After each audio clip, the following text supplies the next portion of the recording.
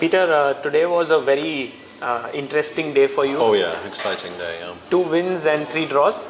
But first game against Vishy, I think. Yeah, I beat him like every 5 years. One game I win in some format, generally, maybe even rarer than that. So yeah, he's had a very poor day. I don't know why, but against me, I think actually what kind of started the day is that he was playing somebody who has a tremendous record against, and he got a very pleasant position. I think he outplayed me in the middle game and had a very pleasant position, and then somehow it kind of got out of control for him a little bit, and once my pieces started jumping, I think I converted reasonably confidently.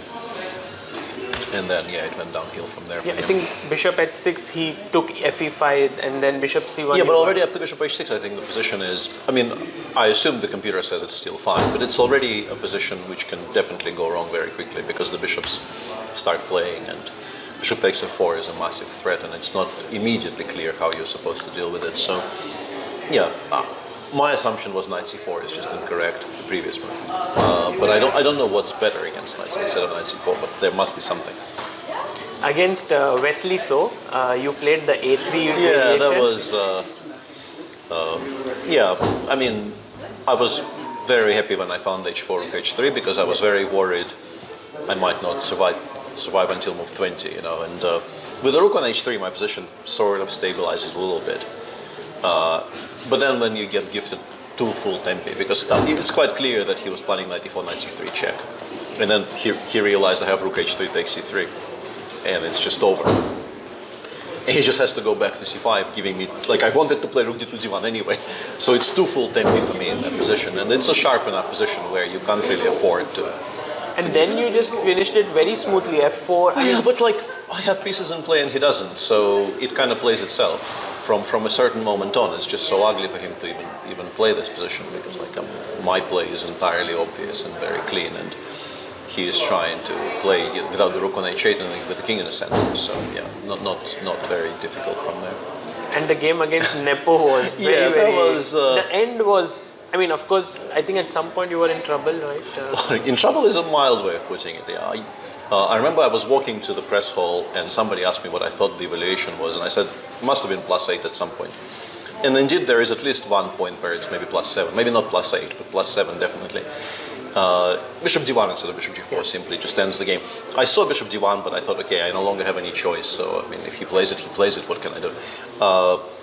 And then, yeah, the fact that the final position is winning for me is, I had a feeling it might be, but if you take a look at what the computer actually suggests there, some queen b3. Yeah, like some quiet moves, like queen b3 or bishop b7, c6, just saying, okay, your move now.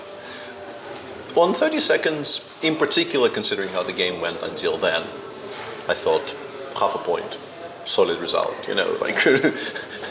it's definitely, half a point more than I deserve in this game, so yeah, I'm very okay with not losing this game and continuing, And also the last game against Vishy, you were under pressure.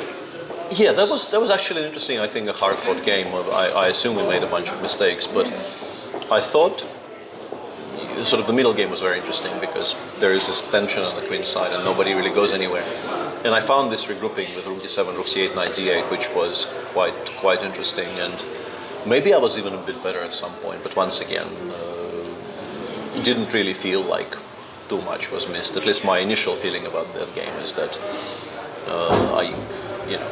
the amount of chances I missed there is probably smaller than the amount of problems I had earlier, so okay with it. And lastly, how does it feel to play at the Levitov Chess Week? Well, Ilya is a friend, so it's an incredibly easy invitation for me to accept, and Ilya basically wanted to recreate the atmosphere of the old Monaco tournaments, and I think this is sort of as close as it gets without actually being the Monaco tournament, and those were, I think, favorite events of the calendar for, I think, everybody who ever played in them. So, yeah, I think this is fantastic. I think sort of long may it continue. I'm enjoying it greatly. The vibe inside the playing room is. This is exactly how it was in Monaco, with people hanging out and discussing positions, and even the old crew is here, like Lubo is here, yes. and you get almost the entire atmosphere recreated in as much as it's possible. No, I'm enjoying every moment. It's a very, very pleasant event to play. Well, Peter, all the best for the last day. Thank you. Well played.